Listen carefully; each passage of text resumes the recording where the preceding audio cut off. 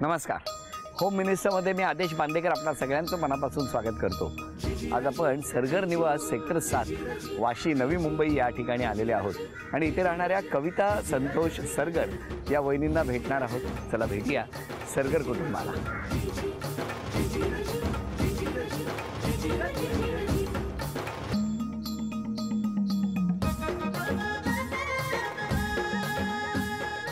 नमस्कार. नमस्कार.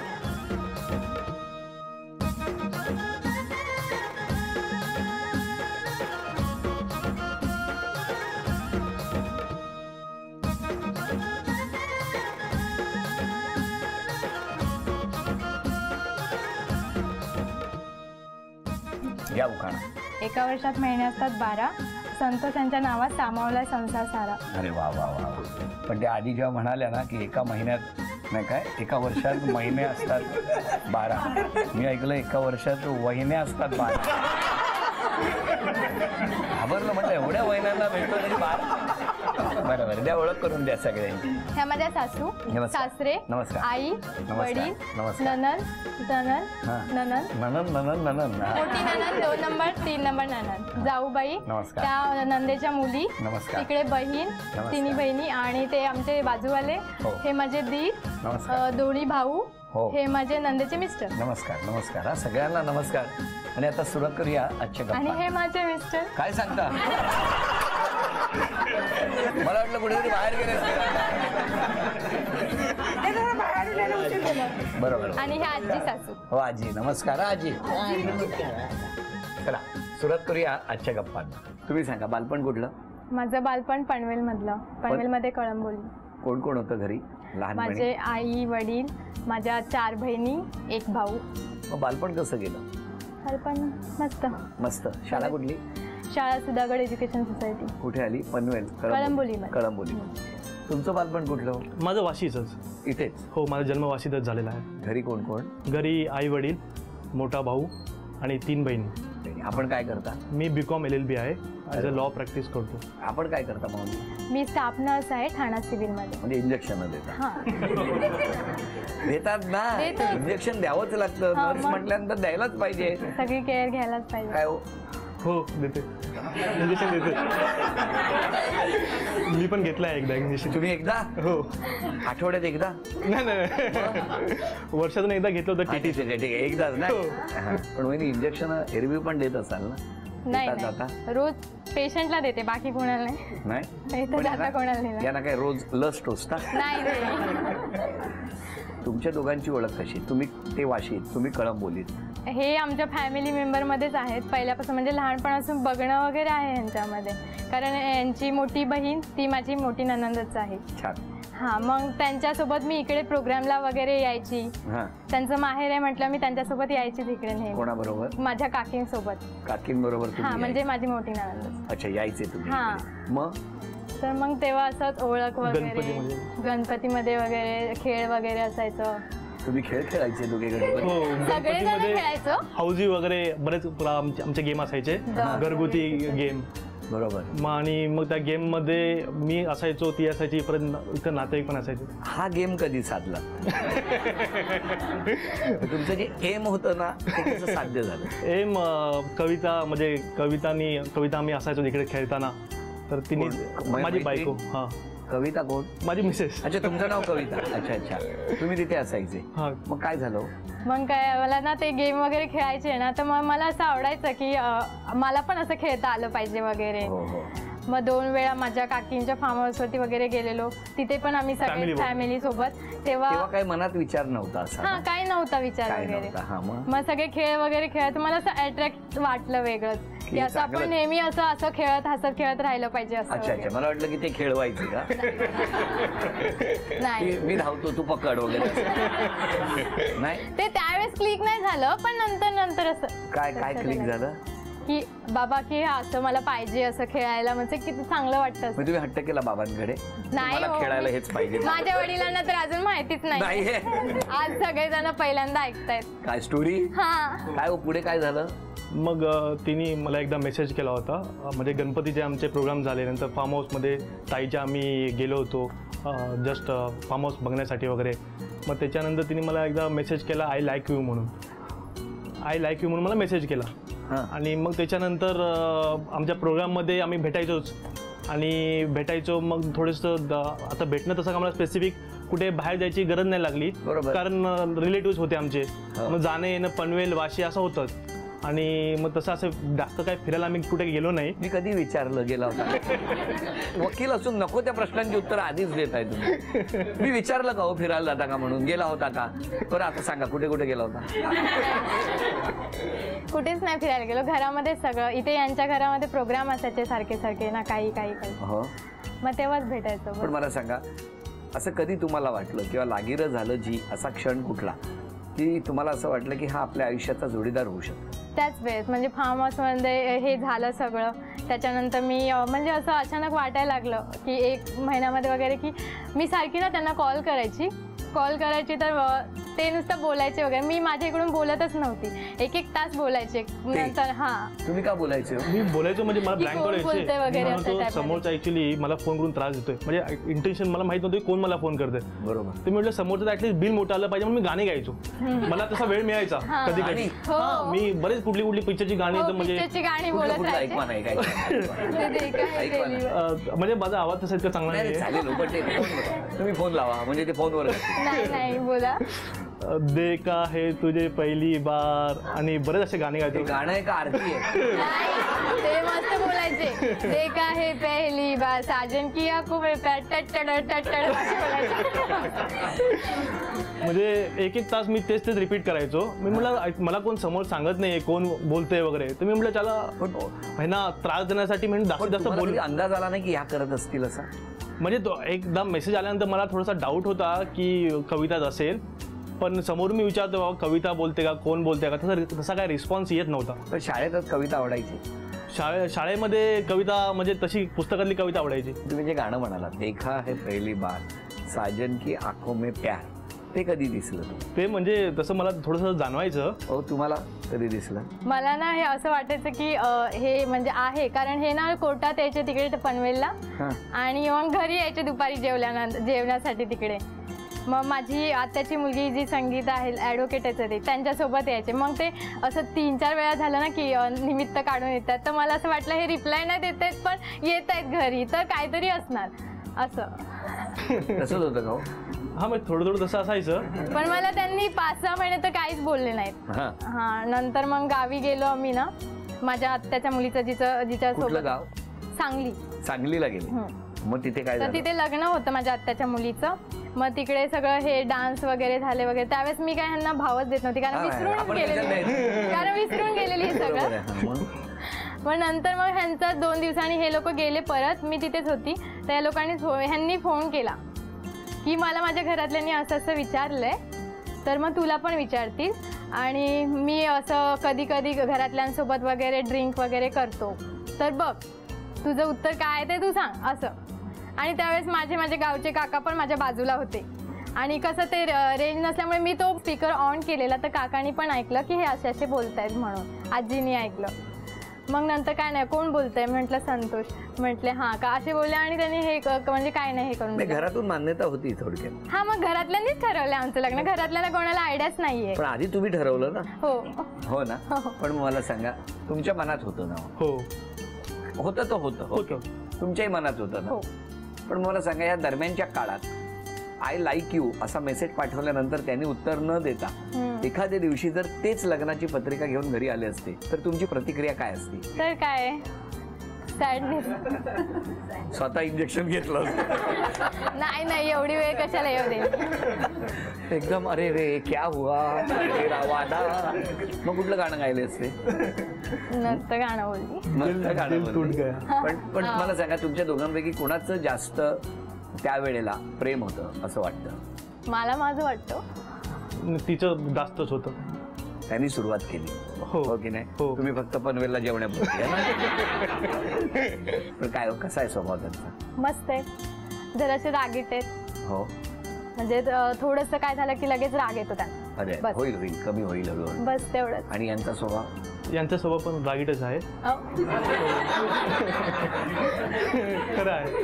काय हो? नाही, तुम्हाला दिसतंय का असं? आता मला काय माहिती, हे बरं आहे आता मधल्यामध्ये समोर आल्या असं. आता मला इंजेक्शन घ्यावं लागेल.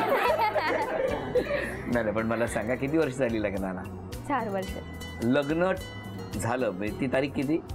21 21 मे. त्यापूर्वी साधारणतः तुम्हाला दोघांना भेटावं असं वाटलं तर कुठे भेटायचं? आम्ही म्हणजे माझे मित्र वगैरे पण असायचे उरणमध्ये. ते कोण ते सोडा बाजूला, तुम्ही कुठे भेटायचे ते सांगा. उरणमध्ये आम्ही बीचवरती जायचो. उरण? हा. मित्र काय भेळ भेळ विकायला होते? चणे विकायला उगाच काय ते? 2-3 मित्र घेऊन तिथे राहत होते. 2-3 मित्र आमचे तिथे राहायचे. कारण मित्राकडे जातो असायचं. नाही. पण बीच वरती ते कशाला येतील? ते काय त्यांचा बिझनेस आहे शेंगदाणे विकायचा? नाही, ते आम्हाला ते चांगले लोक पण फिरायला यायचे आमच्याबरोबर आणि चांगलं गाईड करायचे. काय बीच वगैरे दाखवायचे, स्पॉट दाखवायचे आम्हाला. त्यांचे काय प्रेमाचे क्लासेस आहेत उरणमध्ये? काय मला सांगताय तुम्ही? हा माऊली, तुम्ही दोघेच जायचे ना? मग आता होय तर होय सांगा ना. हो. हा बरं, व्हेरी गुड. आलो हा एक उत्तर. हा म्हणजे सगळं उरणमध्येच फिरण्याची ठिकाणं? हो, म्हणजे ते एक निसर्गरम्य जास्त ठिकाण नाही होतं. फिरलो, 1-2 वेळाच फक्त तिथे गेलो. उरणला. आणि मॉलमध्ये? मॉलमध्ये वगैरे कुठेच नाही बाकी अरे ठिकाणी. वाशीच्या मॉलमध्ये नाही सीसीटीव्हीचं फुटेज आणलंय आम्ही. आणलं तरी आम्ही काय हो, मिळणार खरं नाही. सांगा.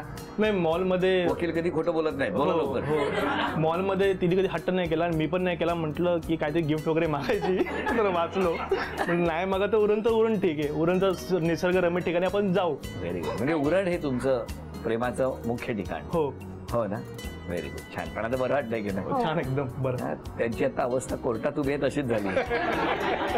बऱ्याच गोष्टी लपवून ठेवल्यात ना घरच्यांच्या नकळत. त्यामुळे पण आता असंच हसत राहा, आनंदी राहा. आता या ठिकाणी पहिला खेळ, आणि या पहिल्या खेळात किती बक्षीस मिळणार या वहिनींना बघूया. 8 वस्तूंवर 8 टॅग ठेवा.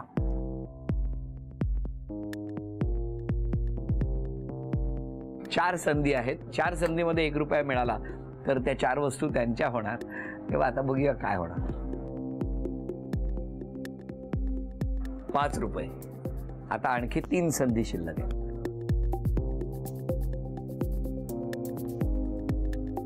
2000 रुपये. आता 2च संधी शिल्लक आहेत.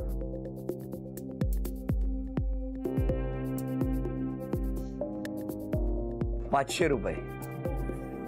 2501 जमा झालेले आहेत. आता 1च संधी शिल्लक आहे. बदलायचंय? नाही. बघा, ऐका नाही, बदला. ठीक आहे, ठीक आहे. बदला माझा ऐका. नाही, ठीक आहे. नाही, माझा ऐका बदला. नाही, राहू द्या. फायनल. नाही बदलायचंय? नाही. बघा, मी संधी द्यायला तयार आहे. नाही. ठाम आहात? चला. 10 रुपये. एक शून्य कमी केलं. जेव्हा ही बातमी कळली तेव्हा तुमच्या मनात काय चाललं होतं? पहिलेच आम्हाला माहिती होते ना, ही फॅमिली म्हणजे कशी एकदम जवळचेच नातेवाईक असल्यामुळं सगळं तिचं म्हणजे येऊन गेलं ना असं. जावई कसे आहे तो? ते जरा रागेट आहेत. आहे ते व्यवस्थित आहे. एकदम चांगले आहेत. हो ना सासूबाई? त्याचा स्वभाव रागीट आहे, पण तिचा पण रागीट आहे स्वभाव. जरा आळशीपणा करते. जरा मुलगी दाखवायच्या कार्यक्रमाला नाही आलो. नाही, दोघांना आशीर्वाद कसा द्याल तुम्ही? चांगला देईन, चांगलं करावं. कारण माझी सगळी मुलं एज्युकेटेड आहेत. मला एज्युकेटेड होता आलं नाही, म्हणून माझ्या मुलांना सगळं मी एज्युकेटेड केलं लहानपणापासून. म्हणजे मला खूप अभिमान आहे. माझी मुलं एवढी झाली, मोठी मुलगी पण ॲडव्होकेट झाली, धाकटा मुलगा ॲडव्होकेट झाला. माझे जावई पण खूप चांगले आहेत. बाबांकडे द्या. मला बघून आज हे खूप बरं वाटलं. असंच हसत खेळत यांनी कायम राहावं. होय ना? थोडं गोड थोडं तिखट. एवढी इच्छा आहे. जावई कसा आहे तुमचा? खूप चांगला आहे. अरे वा. अजून काय पाहिजे? ह्या फॅमिलीला मी खूप वर्षांनी जाणते. म्हणजे जेव्हा आपण गणपती असेल ना, तर त्यांची फॅमिली एकत्र येतात. तर हे पाहून आम्हाला खूप आनंद होतो आहे. वा वा. आणि तसंच सगळे एकत्र राहा हेच या निमित्ताने सांगणं. आणि या सांगण्याबरोबरच आता तुम्हाला मला विचारायचं की आज जर क्षमा मागायची असेल तर कोणाची मागणार, आणि धन्यवाद द्यायचे असतील तर कोणाला द्या? क्षमा मागायची असेल तर मी घरातल्या सगळ्यांचीच मागेल, कारण सगळ्यांपासून एवढा मोठा प्रकार मी लपवून ठेवलेला. आणि धन्यवाद? त्यामुळे सॉरी. आणि धन्यवाद संगीताला, जी माझी आत्याची मुलगी, जिने आमच्या दोघांमध्ये पॅचअप केलं. अरे वा. ती आज नाही इकडे. ती आज इथे नाहीये गावी. तुम्ही आज धन्यवाद द्यायचे तर कोणाला देणार आणि क्षमा मागायची तर कोणाची? माझ्या आईवडिलांना धन्यवाद देईल. त्यांच्या होकारानेच आमचं लग्न झालं. आणि त्याच्यामुळे त्यांना धन्यवाद देईल. आणि क्षमा मागायची असेल तर? क्षमा मागायची असेल तर माझ्या मोठ्या बहिणीची मागील. न कळत मी कदाचित तिला दुखवलं असेल, त्याच्यामुळे त्याची मी क्षमा मागेल. तेव्हा या घरात दोघांनाही शुभेच्छा देतो. आणि माऊली, तुम्हाला नमस्कार अशासाठी करतो कारण माझी आई पण नर्सिंग करायची. ती पण सकाळी आम्हाला जे शक्य आहे ते करून ठेवायची आणि धावत धावत जायची आणि स्वतःच्या घरापेक्षा इतरांची शुश्रूषा करत सगळ्यांना आनंद देण्याचं काम त्या माऊलीने केलं. मला खात्री आहे तुम्ही सुद्धा तेच करत असणार. म्हणून तुम्हाला आणि समस्त नर्सेसना, शुश्रूषा करणाऱ्यांना या निमित्तानं आदेश बांदेकरचा नमस्कार. आणि आता या पुढच्या टप्प्यावर थोडीशी धावपळ तुमची आम्हाला बघायची आहे. हो, माझा आताच घाम निघालेला आहे. तुमचा घाम? थांबा, आज बऱ्याच जणांना कथा ऐकून सुद्धा घाम फुटला. धावपळ एवढीच आहे, वेळ आहे 2 मिनिटाची आणि या 2 मिनिटामध्ये धावपळ करत असताना एक एक वस्तू इथे आणून ठेवायची. जर तुम्ही 5 वस्तू आणल्या तर पहिलं बक्षीस, 7 वस्तू आणल्या तर दुसरं बक्षीस आणि 11 वस्तू आणल्या तर तिसरं बक्षीस. बघूया काय होणार या खेळात. वेळ 2 मिनिटाची. रंग आहे पिवळा. वेळ सुरू झाली. एका वेळेला एक वस्तू घेऊन जा. हळद, मूग डाळ आहे तिथे. एका वेळेला एकच घेऊ. वरती मूग डाळ आहे, वरती मूग डाळ. वरती कोणा ठेवले छापा? 20 सेकंद झाली. लिंबू. येलो कलरचं सगळं आणा.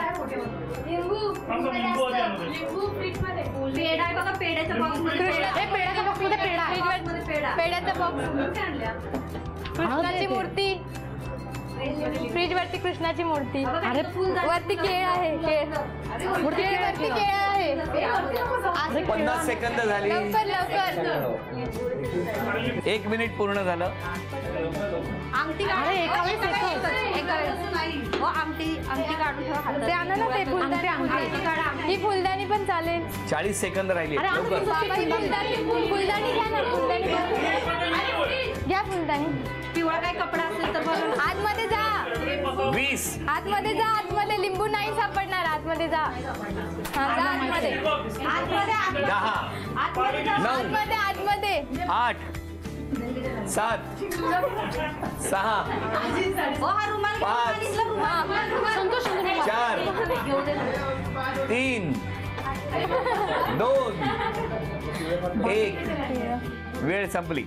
या उभे राहा. सांगा काय काय आणलं. अंगठी, 1 केळ, 2 फूल, 3 मूर्ती पिवळी, पितांबर. चला. 4 टोपण, 5 हळद, 6 पेढा, 7 हे नाही, असं नसतं. एव्हरेस्ट मसाला, 7 सॉस, 8 पार्लेजी नाही, 8 मूग डाळ, 8 पकडली. मूग डाळ घेतली मगाशी. रुमाल, 8 पेढा, 8 घेतलं. 8 वस्तू आणल्या त्यामुळे 2 बक्षिसं मिळाली. 5 वस्तू आणल्या म्हणून हे पहिलं बक्षीस, अभिनंदन. 7 वस्तू आणल्या म्हणून हे दुसरं बक्षीस. तुमच्या 3 अपेक्षा सांगा मिस्टरांकडून. त्यांनी राग कमी करावा. तिने पण राग कमी कर. आधी तुमच्याकडे आल्यावर तुम्ही सांगा. आता अपेक्षा त्यांच्या आहेत. काय म्हणणं आहे तुमचं? प्रयत्न करील माझा राग कमी करण्याचा. Very good. चला, एक आनंदाची गोष्ट. दुसरी अपेक्षा, जास्त वेळ ना फॅमिलीला द्यावा, म्हणजे आमच्या सोबत. जास्तीत जास्त बाहेर वेळ या असतात. कुटुंबाला द्यावा. देण्याचा प्रयत्न करील. तिसरी अपेक्षा, शॉपिंग वगैरे पण करावं आमच्यासोबत. घाम फुटलाय का ना? तुमच्या 3 अपेक्षा सांगा. मला सॅटर्डे संडे मित्रांबरोबर खेळायला आवडतं, तर ते पाठवत नाही, तर ते पाठवण्यात द्यावं. तेवढाच वेळ मिळतो आम्हाला. तोच संध्याकाळी त्याने आधी मागितलाय. मी सकाळी देऊ शकतो, म्हणजे 10 वाजता लोक खेळतात माझे मित्र. नाही, 10 ते 1-1:30 वाजेपर्यंत रात्री कोण खेळायला जातं का? ते लोक अनमॅरिड आहेत. मॅरिड आहेत. आता त्यांचं एक अपेक्षा तर ऐकून घेऊया. मला कळलं तुम्ही काय करताय जरा. हा, बरं माऊली, थोडंसं खेळायला. आता त्या तुमची बाजू घेतली तशी त्यांची पण घ्यायला हवी. थोडा वेळ द्या. हा, ओके. थोडा स्वतःचा पण राग कमी करावा. हो. हा, आणि सॅटर्डे संडे शॉपिंगची जास्त हाट करू नये. यांच्या प्रश्नांची उत्तरं करून स्वतःची सुटका करून घ्या. प्लीज सॅटर्डे संडे दरवेळेस मॉलमध्ये जाणं म्हणजे कधीतरी ठीक आहे, पण दरवेळेस जाणं शक्य नसतं ना मुलांसाठी. कारण आपल्याच पाकिटावरती बर्डन येतं म्हणून. बघितलं, तुम्ही इंजेक्शन दिल्याबरोबर तेच त्यांनी परत तुम्हाला टोचलं. हसत राहा. नेहमीचं म्हणणं, आनंदी राहा नेहमीचं म्हणणं आणि यांच्या मनातल्या सगळ्या इच्छा अपेक्षा पूर्ण होत आणि त्यासाठी यात वास्तुने तथास्तु म्हणू असं म्हणत या दोघांचाही सन्मान करूया आणि या सन्मानाबरोबरच झी मराठीकडून ही भेटवस्तू तुमच्यासाठी. अभिनंदन. थँक्यू. आणि वहिनींना सेंको गोल्ड अँड डायमंड्स यांच्याकडून ही सोन्याची नथ आणि वहिनींना तथास्तु पुणे यांच्याकडून ही पैठणी. अभिनंदन अभिनंदन अभिनंदन.